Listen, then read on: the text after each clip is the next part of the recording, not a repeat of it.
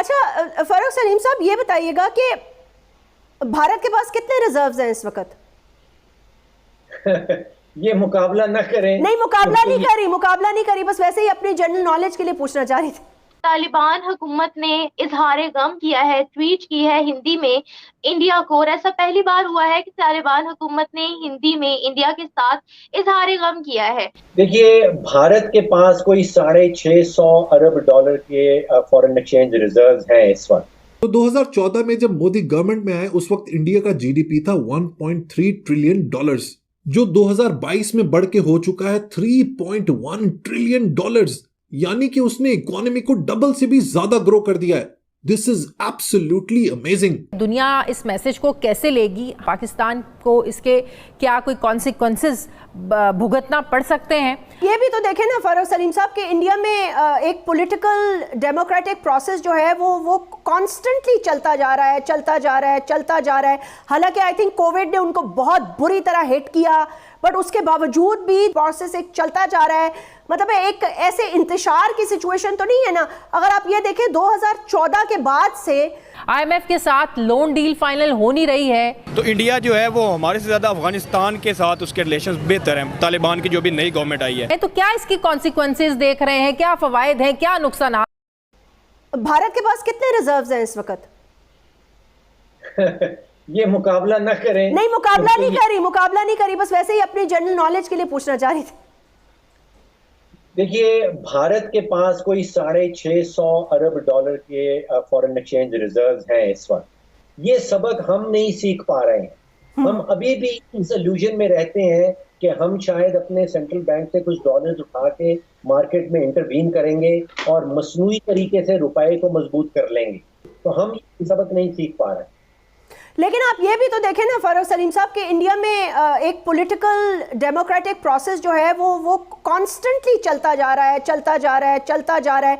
हालांकि I think Covid ने उनको बहुत बुरी तरह हिट किया, बट उसके बावजूद भी जो पॉलिटिकल, और चले उसका एग्जांपल उसके अलावा आप हमारे इर्द गिर्द कितने और ममालिक के नेबर्स हैं, आप देख लें। एक पॉलिटिकल प्रोसेस, डेमोक्रेटिकली प्रोसेस एक चलता जा रहा है।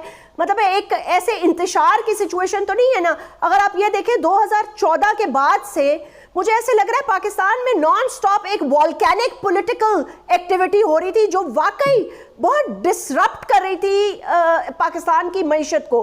आई mean nobody wants to invest, क्योंकि पता ही नहीं है जी कल क्या होगा, अच्छा परसों क्या होगा, अच्छा जी रात को क्या हो जाएगा, सुबह क्या हो जाएगा। तो आप कैसे कह सकते हैं कंडूसिव एनवायरनमेंट होगी और लोग बड़ी खुश आइन तरीके से अपनी मईशत को या अपने कारोबारों को चलाएंगे?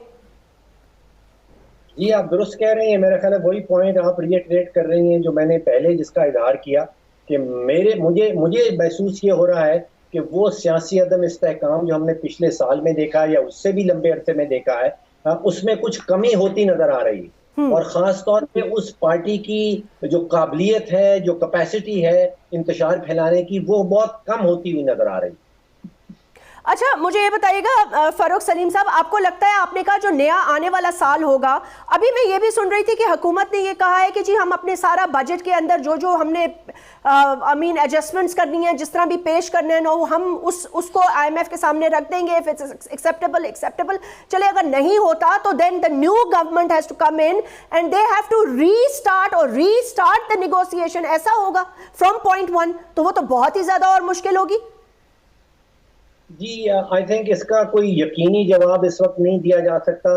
ये वाला पैकेज तो मेरा ख्याल है कि इस हुकूमत ने इसको अलविदा कह दिया है, इसको गुड बाय कह दिया है। वो पुराना जो 2019 में पैकेज नेगोशिएट किया गया था उसमें वापस जा नहीं रही। अब बात इस चीज की है कि अगले माली साल मेरे ज़हन में कोई मुतबादिल नहीं है। There is absolutely no alternative to IMF। अब वो नया पैकेज जो है वो कौन निगोशिएट करता है? क्या वो केयर टेकर गवर्नमेंट करेगी या वो किसी और किस्म की गवर्नमेंट करेगी? क्या इलेक्शन के बाद जो हुकूमत आएगी वो उसको निगोशिएट करेगी? और अगर निगोशिएट करेगी तो फिर वो इतनी सख्त शराइत जो हैं उन पे अमल कौन सी हुकूमत करेगी? तो ये गैर यकीनियां जो है ये only time will answer them, I think. और आज हम जिस टॉपिक पर बात करने वाले हैं वो अनफॉर्चुनेटली अभी कुछ ही देर पहले इंडिया में एक ट्रेन एक्सीडेंट हुआ है। बहुत बुरा हादसा हुआ है, बहुत सैड न्यूज है और उसी से रिलेटेड एक खबर सामने आ रही है कि अफगानिस्तान तालिबान हुकूमत ने इजहार गम किया है, ट्वीट की है हिंदी में इंडिया को। और ऐसा पहली बार हुआ है कि तालिबान हुकूमत ने हिंदी में इंडिया के साथ इजहार गम किया है। इसके बारे में मैम आप क्या कहना चाहेंगे? मैंने भी देखा और इससे बड़ा गम हो गया है कि इंडिया में ऐसा हो गया। ये पहली बार तालिबान ने आई डोंट नो क्या सोचकर और क्या इनके इसके पीछे क्या राज है कि ऑल ऑफ अ सडन ये इतना ज्यादा फ्रेंडली होने की कोशिश जो की है, फर्स्ट टाइम इजहार किया है कि उनको बहुत फील हो गया है। तालिबान के बारे में पूछूं, अफगानिस्तान के बारे में पूछूं, तो आप मतलब इस बात के पीछे की क्या गहराई है, क्या डिटेल है कि अफगानिस्तान के तालिबान हुकूमत जो है वो किसी की सगी नहीं हो सकती, इसके पीछे की क्या डिटेल्स है मैम? मैं ये समझती हूँ कि जहां पर ये लोग आके फिर से मतलब जब इन्होंने फिर से अपनी हुकूमत संभाली और जो कुछ भी इन्होंने किया उसके बाद इन्होंने फिर से वही रवैया रखा है, वही एजुकेशन के लिए विमेन को एजुकेशन नहीं देना, विमेन के ऊपर जो जातियां हो रही है, जो मर्द के ऊपर भी हो रही है, लेकिन विमेन पे ज्यादा मैं बात करना चाहूंगी कि जो मतलब इन्होंने कहीं पर भी ये फॉरवर्ड नहीं जा रहे हैं। कहीं पर भी इनको ये नहीं लगता है कि मतलब ठीक है एजुकेशन दिया जाए लड़कियों को तक आपने मैंने शायद ये खबर कहीं पर पढ़ी थी कि लड़कियों को मार दिया गया एक स्कूल के अंदर, शायद यही खबर थी निम्रा, आई डोंट रिमेम्बर, लेकिन शायद यही थी कि लड़कियां जहां पर पढ़ने जा रही है उनको मारा जाता है, पहली बात तो उनको एजुकेशन बैन की है, विमेन एजुकेशन बैन की है। जी हाँ, तो क्यों बैन करते हैं और विमेन क्यों नहीं काम कर सकती है? मतलब इतना ज्यादा पाबंदी, इतनी ज्यादा, मतलब ये कहीं पर भी they are not a great regime. इनका तो यही प्रॉब्लम है कि इनके जो दिमाग में है ना, ये एक ही चीज बसती है कि विमेन को कैसे रिप्रेस किया जाए, सप्रेस किया जाए, उसकी जिंदगी कैसे मुहाल की जाए। तो यहीं पर मुझे ये जहां पर मैं एक विमेन होके मैं यही देखती हूँ